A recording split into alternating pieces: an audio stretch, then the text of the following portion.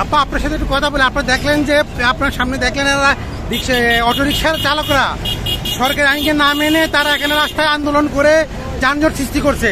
আপনি এই বিষয়ে কি বলবেন? অটো রিক্সা বন্ধ রাখো। অটো রিক্সায় আমাদের ক্ষতি হয়, আমাদের মা মারা যায়, বাচ্চা মারা যায়, অ্যাক্সিডেন্ট হয়। এটা মেন রাস্তায় আসলে গাড়ির সাথে ব্রেক করে এরা পারে না।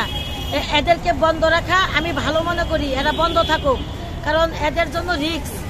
আমরা সারা জীবন পায়ের রিক্সা চলে আসছি, পায়ের রিক্সাই ভালো।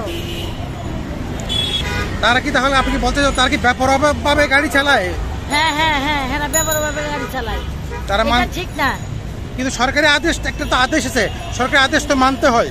জি হ্যাঁ, ওরা না মেনে যে তাহলে যে রাস্তা এইভাবে যে তারা বিক্ষোভ করছে, যে রাস্তা বন্ধ করে রাখছে, এটা আইনভাবে ব্যবস্থা নেই।